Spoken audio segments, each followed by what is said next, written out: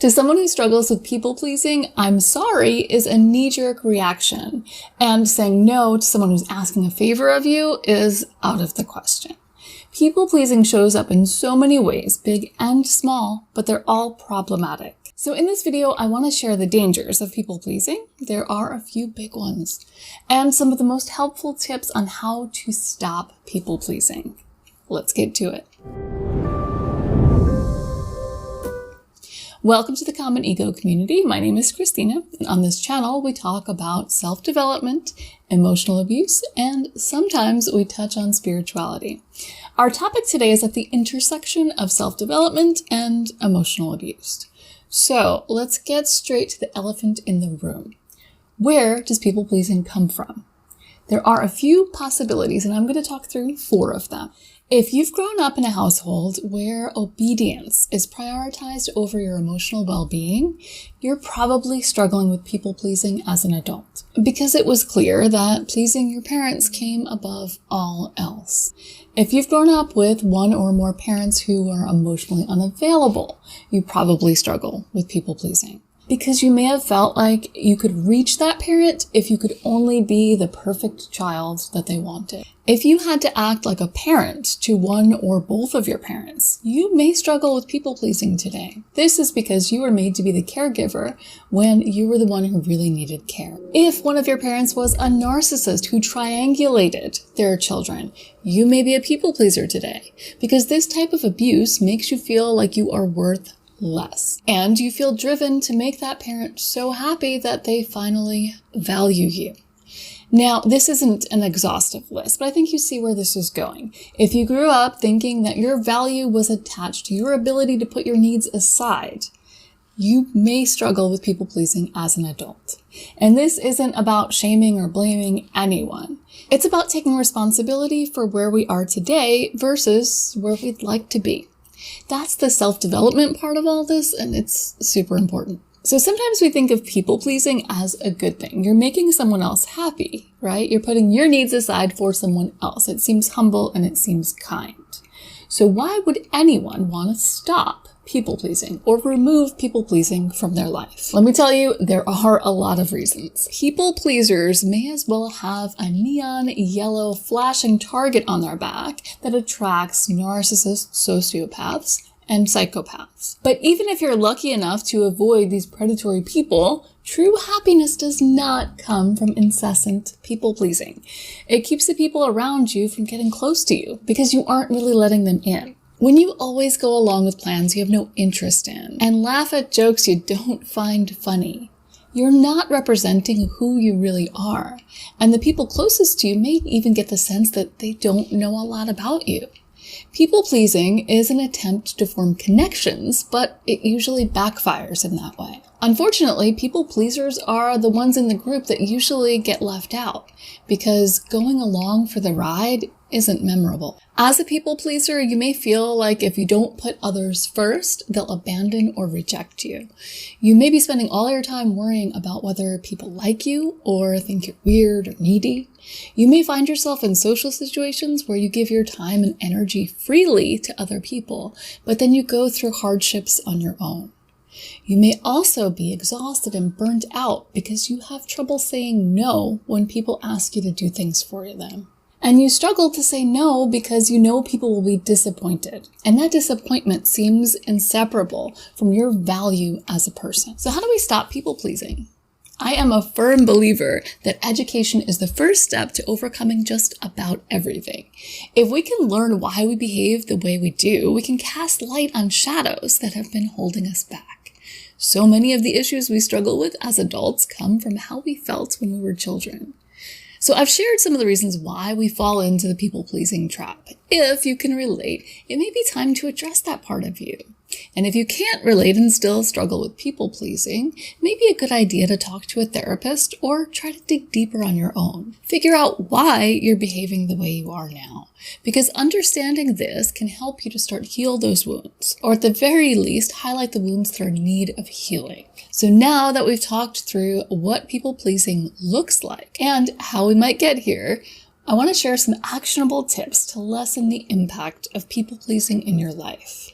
Number 1, stop apologizing. People pleasers are so often in the bad habit of apologizing when they have nothing to apologize for. Sound familiar? Remember last week when you bumped into that table and apologized for it? Yeah, I think we can all agree that one wasn't necessary. But there are so many more things that you don't need to apologize for. Taking your time with a menu at a restaurant, getting to the checkout line at the same time as someone else, or reaching for a pen at the same time as someone else at work. These things aren't really within your control, so you shouldn't apologize. But when you've been apologizing for everything all your life, it's hard to stop cold turkey. Sorry becomes a knee-jerk reaction for any time you think someone might get impatient with you. Can we agree to let their impatience remain their problem? Don't accept it. Do not take it in for yourself. Once you can identify the types of things you don't need to say sorry for, pause a second before you give any apology. Give yourself a few milliseconds to figure out whether you really have something to be sorry about. And if the answer is no, don't apologize. These little apologies aren't a big problem, but when you start paying attention to these little things, you'll notice how often you truly apologize and whether you really mean it or whether you're just trying to make the other person like you. Number 2, stop accepting lame apologies. If you're the type to apologize as a knee-jerk reaction, you may also be the type to accept lame apologies in the same way. Let's play a little word association game. I'll say a phrase and you tell me what comes to mind. I'm sorry. If your response was, oh, it's okay, you're my kind of people. Unfortunately, it's the people-pleasing kind of people. So yeah, you're probably going to want to stop doing that. Forgiveness should never be a knee-jerk reaction, because when it is, it sends the message that people can walk all over you. They can do any number of awful things and just say, oops, sorry. You know the type of person who will take advantage of this too. So it's the type of person who agrees to meet you somewhere, right? And they just don't show up. Or they call you 5 minutes after the meeting time and they say, oh, I'm going to be half an hour late. Especially when it's consistent, these are people who don't respect you or your time, and it has to stop. So the next time you see them, sure, they'll apologize, but they apologize every time, don't they? And it's a complete insincere apology. You know the type. Oh, I'm so sorry. You know how I am. And then they pause to wait for you to respond. Now, you can respond, but don't say it's okay, because it's not okay. It's not okay for people to continually disrespect your time and then think that saying, I'm sorry, makes it all better. So if you don't want to make this situation awkward, that's okay. You don't have to make it awkward and you don't have to make a big thing out of it. But you can say something like, yeah, that was a little inconsiderate, and then just move on to the next thing. The truth is, it was inconsiderate, and the person should know that. And to be honest, between us, they already know it. They already know it. That's why they gave you that lame apology. And really what they're doing is testing boundaries to see if you will just let it go. If you will forgive them for that, then they can do it to you anytime. So this tip of not accepting that faux apology, it sounds really simple, but I can tell you in practice, it is so empowering. Because when that person is waiting for you to say, it's okay, especially if it's something that you've done in the past and they're just waiting for you to give them a free pass and you don't give it to them. It's empowering. Number 3, start saying no. You've probably heard the tip about saying yes to everything and seeing where it takes you. Well, this is the exact opposite. So if you've identified that you're in the habit of overcommitting yourself because you can't stand to say no, force that no. Say no to small things just to get practice. Even if you think it's something you can do, politely decline. This will give you practice to say no when the stakes are higher. You don't have to say no to everything.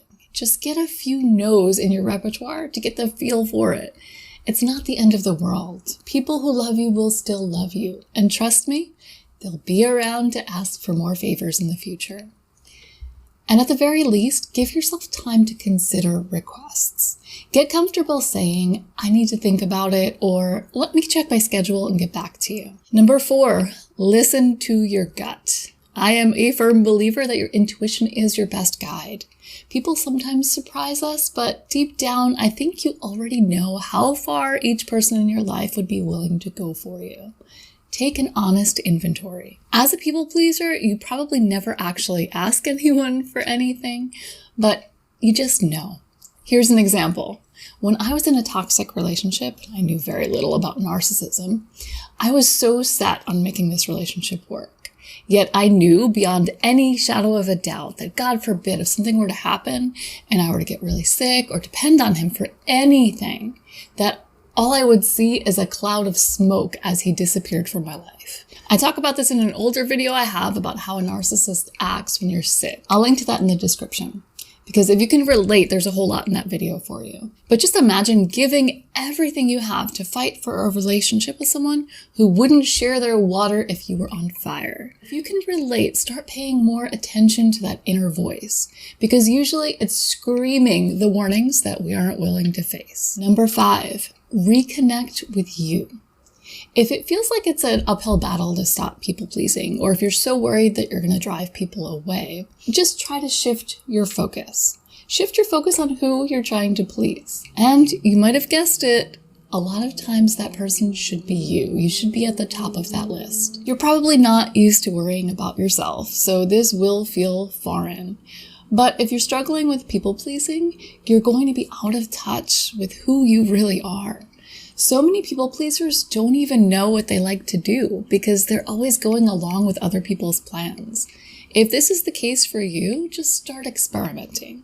Think about the things you used to do when you were younger. If you like to draw or sing in your free time, start picking that up again, whatever it is. You don't have to be good. This is all about reconnecting to the part of you that you've been suppressing. Number 6, validate yourself. When you're used to getting validation from other people, it's going to feel foreign to start validating yourself. But here's the thing about external validation. It's fleeting. Even when people have good intentions, they aren't going to consistently validate you. Unless you have a staff of yes people at your disposal, you're going to be disappointed. But when you appoint yourself as your own hype person, the validation builds and grows into confidence and self-love. Celebrate your every win. And if you feel comfortable, rely on affirmations to boost your confidence. They really do work. So if you found this video helpful, I think you may benefit from exploring the difference between being nice and being kind. If you're a people pleaser by nature, you're definitely being too nice. Watch my video on the dangers of being nice for some more clarification. I will link to it right here. Don't forget to like, share, and subscribe, and I'll see you next time.